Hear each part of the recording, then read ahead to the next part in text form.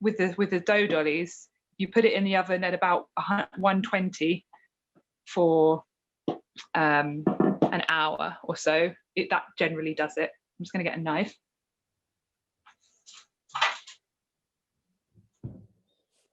So I've got just a butter knife here, but you could use a plastic knife as well.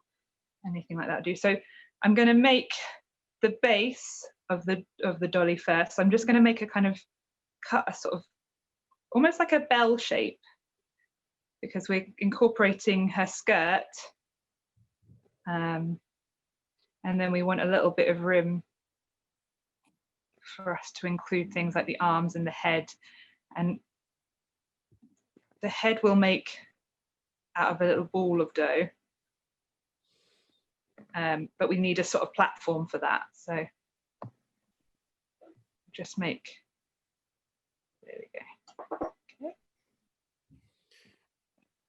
Did you say for the ovening, sorry, we've just had a question, was it 120 for an hour? Yeah, for about an hour. I think basically what you're looking for is for it to not be, you want it to be hard. So you want to just, you can take it in. It's not like when you're baking a cake and if you open the oven, then the whole thing's going to collapse and it'll go horribly wrong. It's quite robust. So you can just check it every now and then. And if it's hard and not got any squidginess to it, then it's probably fine. But if you find that you take it out and it cools down and it's a bit soft still, you can just put it back in. I mean, some people suggest that you leave it in there for 5 hours on sort of 60, but I found that actually you can go for something a bit sort of faster and higher, and it's absolutely fine. The only thing you want to watch for is that it's not so high that it starts to brown loads. So if that happens, just turn it down. Okay, so I'm just rolling out a little ball, and that's going to be the head. So let's just put this back in the center. So you can just squish that down. Now I've got a little pot here which has a bit of water in it, and actually it should sort of, because there's quite a lot of moisture in it, and because you're baking it with this, it should sort of stick by itself without too much trouble. But particularly if you're using the air dry clay, you might want to use a little bit of water, and the water kind of acts like a glue. So you put a bit on both surfaces and press down a little bit, and that will just secure it a bit better. Okay, so that's our very, very basic form of our dough dolly. And now, now we can decide how we want to decorate it, basically. So maybe next thing to go for is, well, some arms. So if you take a little section of dough and you want to make 2 kind of sausages, so make a ball, roll it out. And salt dough particularly dries quite quickly, so you'll find that if you leave it for a while, you might start to get a little kind of crust of salt crystals on the top, and that makes it harder to use. So what you can do then is it's fairly forgiving if you just re-moisten it a little bit. So you can even just wet your hands a bit, and then just kind of re-knead it a little bit, and that should bring it back to life.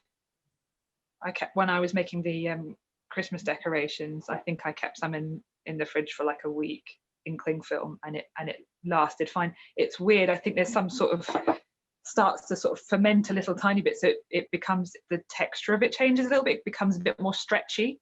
So that was good for certain elements of the sculpture, but yeah, not what you want for other things, I suppose. Okay, so I've got sort of a little sausage.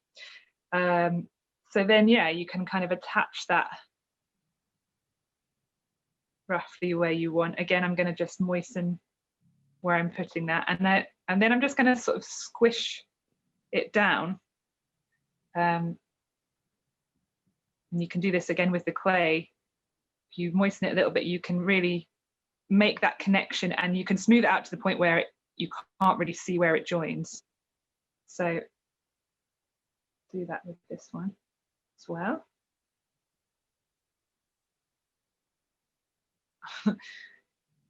Well, slightly sausagey, but we can, this is the thing, obviously, because I'm showing you, I'm taking a little bit less care than I would, but obviously you can take as much time as you want with this, and you can kind of really go for it decoration wise. So we've got the arms here. I'm going to do more to them in a minute, but first I'm going to add some details in here. So yeah, well, I thought maybe we could sort of use some of the things that we've got that I was using for kind of more decorative things to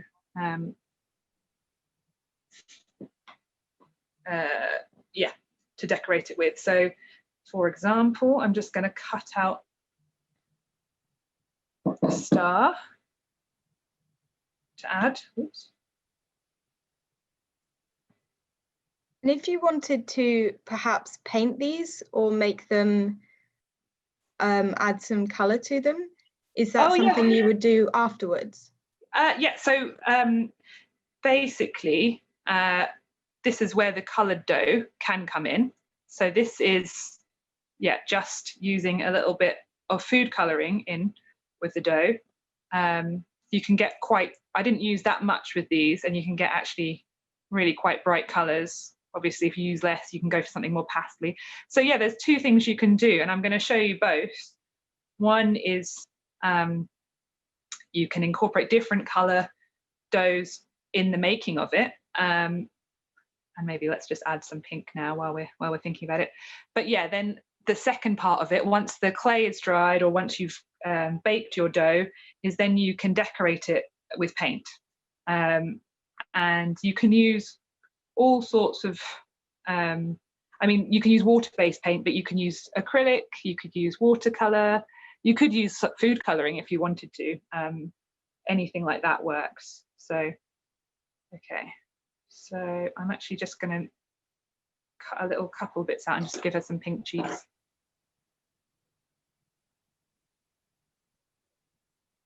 Oh yeah, one other thing to mention about salt dough, I learned this from experience, unfortunately, is that it's quite toxic to dogs. So if you do have a pet dog and you're making this, just make sure that they, because I think because the smell is similar to a cake or a biscuit or something. I think yeah, my sister's dog took a bit of a fancy to one that I made her and tried to eat it, and then we found out that could be fatal. So yeah, do be careful if you've got pets, because yeah, you don't want them to eat them. I'm just making a little nose as well. And then yeah, I'm going to use also some cloves. These are used traditionally when making dough dollies. As I say, they're quite handy because they do look a little bit like little eyes, because they've got these funny little eyelashy bits, but also they're easy to stick in because they have the stalks. Whereas if you're using something like, I don't know, like a black peppercorn or something, it's not quite so easy to put it in. Also, again, with the baking part of it, they smell really, really good when they're in the oven. Okay, so just going to give her a little bit more body. So another thing, obviously this is fairly, this is like a kind of relief or something. It's fairly two-dimensional. But if you wanted to add a little bit more height, then yeah, with the air dry clay, as I say, that's easier to do, but you might want to prop it up in some way. So you could use card or something like that to give it a little base while it's drying, to help strengthen it. Whereas with the dough, you could just use something like foil screwed up in a ball if you wanted to create something with a bit more of a kind of height to it. Okay. So yeah, details can be added using your fingers, or using a knife or using scissors. So I'm now just going to give her some little fingers. So how did you first come to work with salt dough? Is it something that you've done for a really long time, or you discovered sort of later?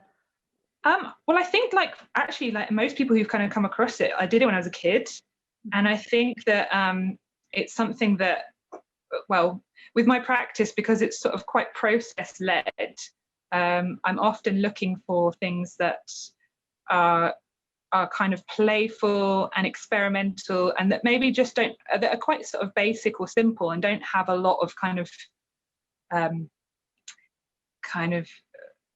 technology involved in them, and that perhaps you can kind of, I don't know, happy accidents can happen, and you can kind of explore them in quite a sort of straightforward way.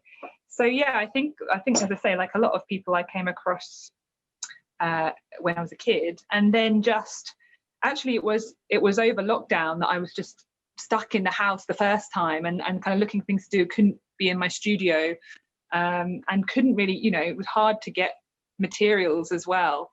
So yeah, it was kind of born of the necessity of that I just sort of re-looked at it, and I think the thing of it being very tactile, like using your hands, it's very sort of squidgy material, and also I like baking, so it's sort of the crossover there. Yeah, I think that's why that it sits alongside my practice, in that it's this thing that's, I quite like using things that are maybe craft based, and maybe not taken particularly seriously, or kind of used at home, and just because of it having that set of associations, I feel like it's quite free to use, and you could maybe use it in a different way, or in a sort of surprising way, or juxtapose it with different things. So yeah, that's kind of how I came to it. I mean, I don't make dough dollies generally as part of my practice, but yeah, it's a nice way to start, I think, and a good way to welcome spring, and we're all really wanting to do that at the moment. So I'm just rolling these little sausages, because what I'm going to do is I'm going to make a plait, because they puff up quite nicely in the oven, but also you can use that as a sort of form of decoration. So if you get your 3 roughly, and actually that's the thing, you can be quite approximate with this. You don't have to go really, you don't have to be really precise, which is something I really like as well, because I'm not that good at being really precise. So pinch the one end together, and then you just plait them. So you just have to, slightly different from when you're plaiting hair or something, because you have to sort of move it as one, and it's a bit more fragile. But you just lay one over on top of the other.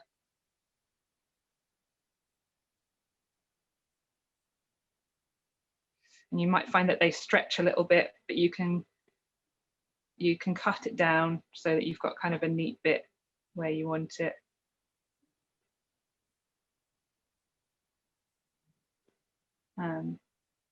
Yeah, might put that on the bottom. It's going to be an odd dough dolly.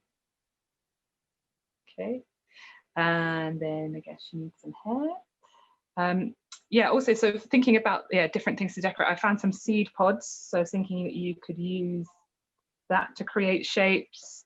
I was using a beer bottle top for making patterns the other day as well.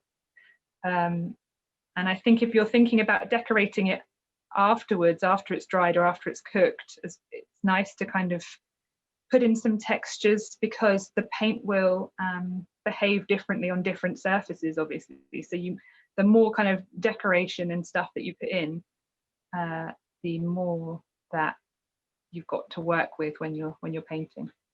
Okay. What's that you're printing with there, Aimee?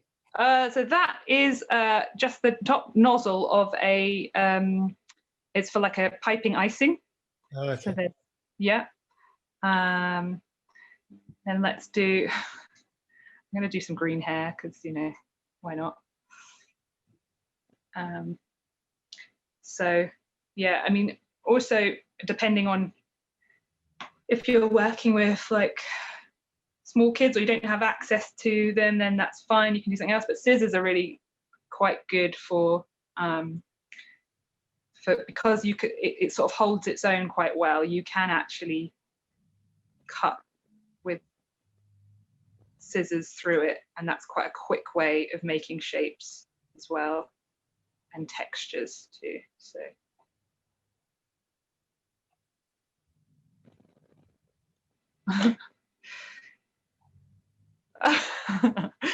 beautiful. Okay, this is a bit of a weird dough dolly. It's not strictly traditional, but you know, obviously this is just one way of doing it, and you can do it how you want to do it. I'm just going to put a little mouth in.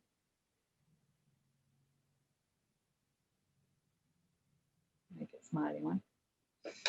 Would you say, Aimee, that this is quite a good introduction to working in sort of 3D or sculpture if you've never attempted it before? Yeah, I think, I mean, particularly for me, because I mostly work in sort of 2 dimensions, I think it's a good, because it's such an easily accessible and kind of cheap material. And actually, if you can't get your hands on clay, you know, with clay, obviously you can, if you've got the air dry stuff, that's great. But quite often, if you're using clay, then you need to find somewhere to fire it. So you need a kiln, which is a kind of added complication.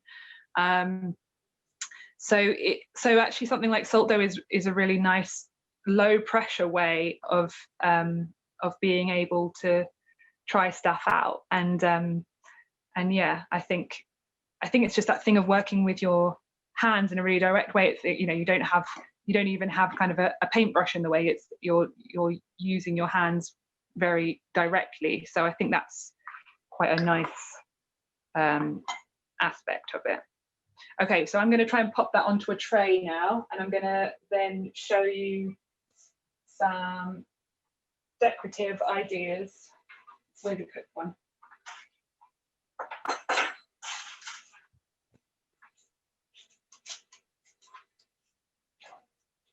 So, let's see if I can actually get it off in one.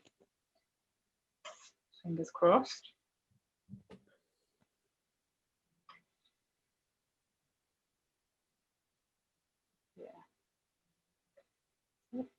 And you can always remold it a little bit once it's on the tray. There we go. So yeah, you might want to do your kind of final adjustments while it's on there. So like, for example, maybe I want to give the arms a little bit more definition, so I could cut out a slice. Also, the other lovely thing about it is, you know, every little kind of offcut you can use for a bit of decoration. So like the green triangles that I just cut out could be used as extra decoration on here somewhere, or you can mold it all together and you could get a marbled effect. And you know, with leftover stuff, you could make extra decorations or something. The hair is just making this one quite scary. I love it. It has so much personality. I know. Enjoying. Yeah, it's really cool. Yeah, okay, so that is basically your uncooked version. So I'm going to just get the cooked stuff and talk you through, yeah, kind of decoration, and actually see if you've noticed that the cooked one that I made doesn't have any. She's a bit more demure, and she doesn't have any colour on her yet, so it makes things a little easier. So for the for colouring it, you will need some water. You'll need paintbrushes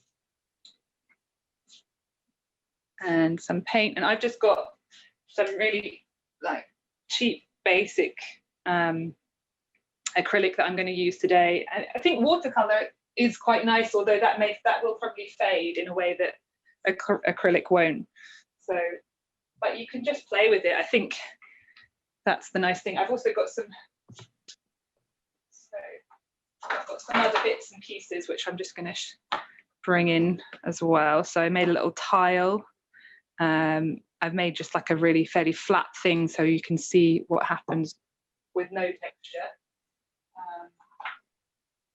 And this is a weird thing I made where I don't know if you can see it, but I put some foil underneath. So that's a way of creating volume. It's like a weird sort of sea anemone type thing. We've had a couple of questions, Aimee. Oh yeah, sure. What about the color of the dyed dough and whether it changes when it's cooking in the oven? Yes, so you can see here, this is a cooked piece. Oh, it's gone a bit, yeah, can you see that all right? Yeah. So, and actually, I mean, my phone camera, which is what we're using, doesn't really show you, but it has got a little bit lighter, but that's possibly because it's partly the sort of salt. So if I wet it, you can see that so that's one thing you can do if you want these to be a little bit more glossy. You can, if you put PVA on them, they will, it means that they'll last longer, but also you can kind of get a shine on them as well. And if you look at, so like dough dollies became really sort of fashionable to make in sort of the 70s and stuff. If you look up on, if you Google it, you'll see like these really funny, very like flare wearing dough dollies with very, very shiny faces. So yeah, that is one way of kind of creating a more vivid color. But the nice thing is, if you've already got some color on there, then you can add more. So you can add more depth or whatever. One thing I really like making actually is, so I quite like making leaves, and they're quite satisfying because you can just cut them out really simply and then use the knife or something like that to make kind of these repetitive indentations, and then when you put a wash over them, the paint will trickle into those indentations, and yeah, it's sort of quite satisfying. Okay, so I'm going to mix some color. So obviously, if you're starting, I mean, working with acrylic gives you a little bit more scope because it's quite thick. So that means that you can work on it really, really thickly, or you can stipple it on. So it gives you more options, whereas something like watercolors, obviously you're only going to be doing washes. So someone's asked if you can use oil pastels. Think that would work, or? I think that might be a bit so oil, like something oil based is more tricky because it takes longer to dry, and also it's sort of, I feel like it depends how long you want to keep them, but I feel like there may be a reaction happening with the salt and the oil and kind of more of the sort of chemicals in there. Whereas because acrylics are sort of a plastic based, it's a bit like adding PVA. It just kind of adds a coating on the top, whereas I think oil might sort of seep in a little bit more. And pastel, I mean, I feel like it's not, it's a harder surface to work. But I think the nice thing is that you can kind of just try anything, and because of the cheapness and because of the sort of experimental nature of this, yeah, I haven't tried it personally. I feel like it might be a tricky thing to start with. If I were going to tell you sort of what to start with, I would say start with something water-based because it's a bit more compatible, but it could be really cool. So yeah, you can kind of use the thicker paint to highlight it, but then that kind of completely gets rid of the texture is sort of more hidden. So you might want to kind of mix it up a little bit. That's probably what I would do. So if we focus on the doll, there might be some bits that you really want to be bold. So you can kind of highlight them, but then there might be some bits that you want to be a little bit more washy and soft. So if you're a unit taking part and you've received one of our materials boxes, then we included air dry clay and watercolor paint and acrylic paint. So I guess Aimee, you could also use a combination of watercolor and acrylic, like you say, if you wanted those different effects on the dry, once the air dry clay has dried. Yeah, exactly. And obviously, so with the air dry clay, I mean, it depends which one you're using. You can get quite, it might be, so the natural color of the dough is a sort of creamy white, and I guess the natural color of the clay will be maybe grayer. So you might want to go for slightly bolder colors, but it also will dry lighter as well. So that's a slight difference, is that you're working with a slightly different color base. So if I add a bit more water, that's the thing. If you can just use the acrylic for both the kind of watery and the thick application, because you can just water it down and it actually will behave something like watercolor too. So maybe let's give a slightly washier color. So I don't know if you can sort of see, but you'll see when you do it yourself better, that with a washier application, you see a bit more of the texture of the surface underneath. So you'll see a bit more of the clay. It might be slightly crumbly around the edges. It might be that you've drawn the pattern in so that thinner paint sinks into the deeper recesses, and you get a kind of redefinition of a pattern that you've made. I think one of the things I really like doing when working with clay or dough is, because it's such a tactile thing, like using things to make repetitive marks, so it sort of becomes quite a meditative process. I think I've also can see there, Aimee, the circular plain one you have there on the left. You've made a hole, so that would be if you wanted to use it as a decoration, you would do that before the baking. Yes, yeah. So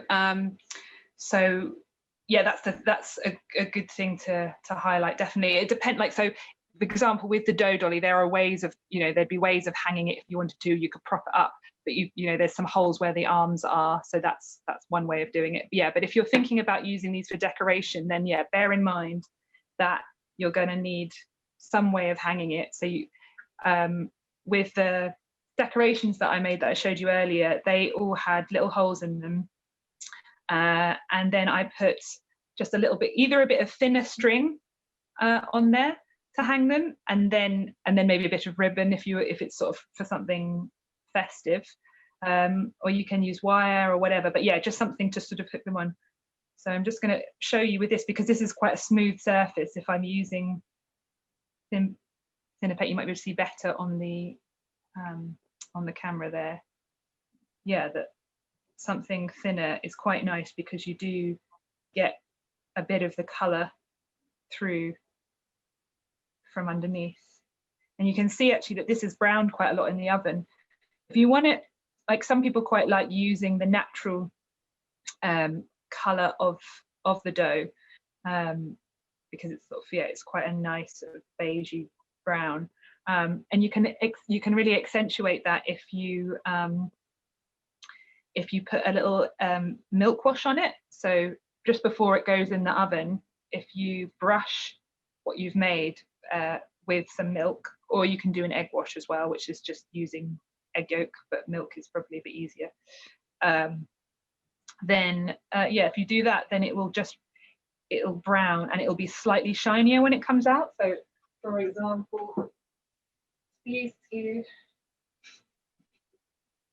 that I made before, those have both got a milk wash on them, and so I've added, this is paint, this darker color, but then this is just the color of the dough. So it can change it quite a lot, and that's another nice thing about the process as well, I think, is that it goes, if it's going in the oven, or even if it's air drying as the clay, it will change a little bit, and that's that transformation is always quite nice, because you're not 100% control of it, even if you've done it quite a lot before.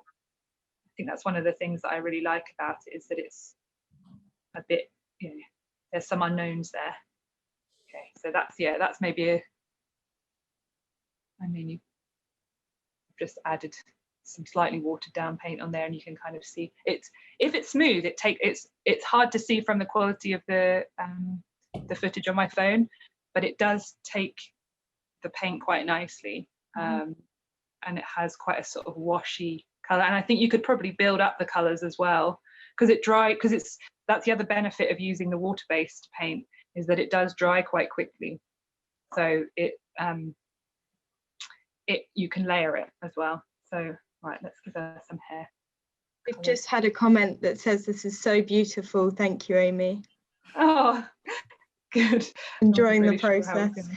Good. Yeah. It's Aimee. Sorry? That's from Una Grimes. Oh, Una, hi. Yeah, it's quite relaxing actually. It's funny because I was a bit nervous doing it, but actually as soon as you start the process of just starting to make marks, it does just kind of calm you down. It's very, I think that was, as I say, finding this process again from, I think I had a conversation with my mum, and we were talking about Christmas decorations in lockdown, and she said that she had some salt dough ones from my sister and I when we were like 5, and that was what made me sort of decide to think about it again.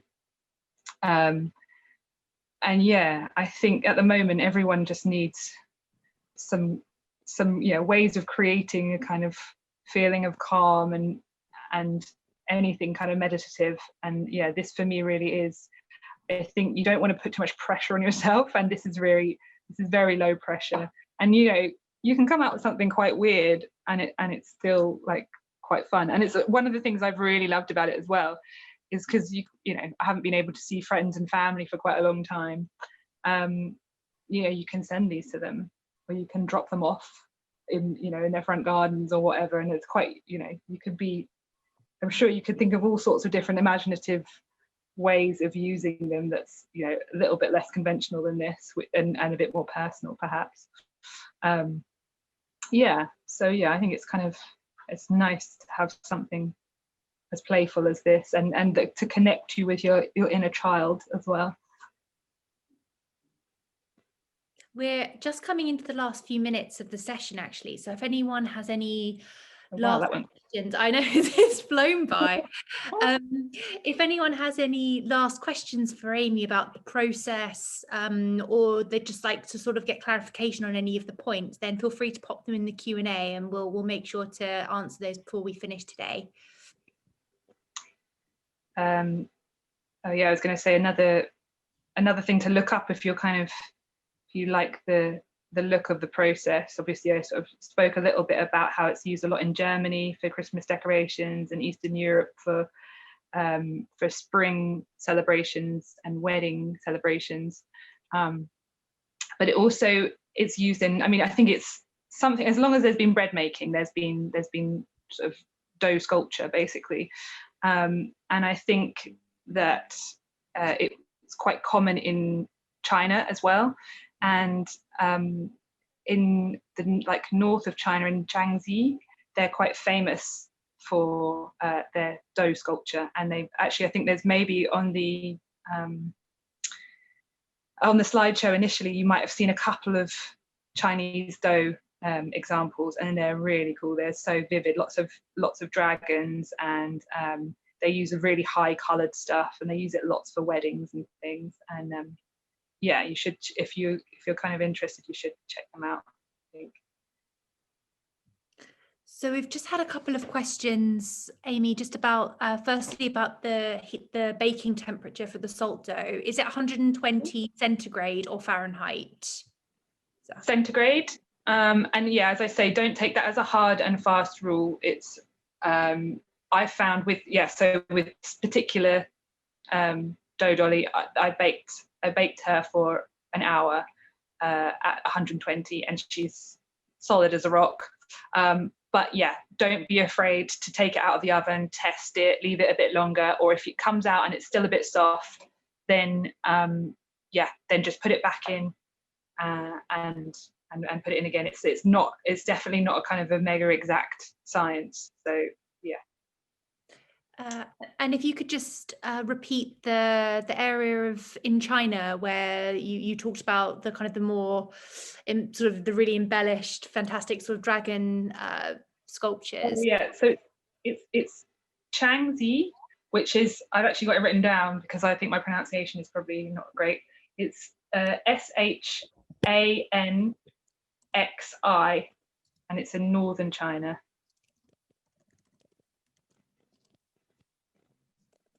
Perfect. Well, we've had so much fantastic feedback to this session. People just saying they've really enjoyed today. It's been an amazing session.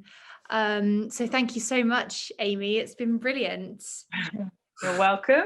I'm glad that it's that it's gone all right, and that definitely recommend it for like some calm down time for sure.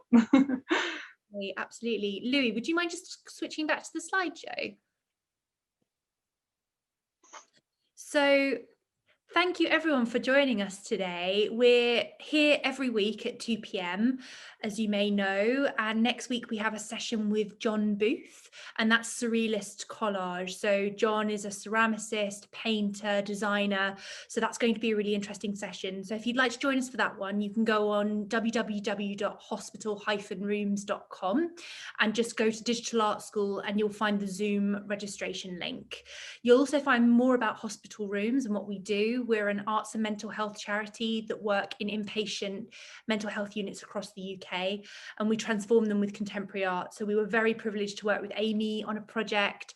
We're going to be working with John on a project hopefully in the future, so you can find out more about the projects we do and how we're working and how we're dealing with the pandemic that we're all facing at the moment. So the reason we launched the Digital Art School is because we can't be in units at the moment, but hopefully we'll be returning very soon.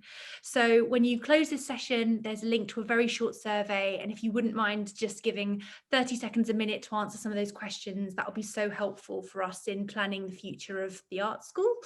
And so we hope to see you next week. So thank you, big thank you to Aimee for leading today's session. It was fantastic. And thanks also to Louis and Charlotte for answering questions and asking questions. And we'll see you all next week.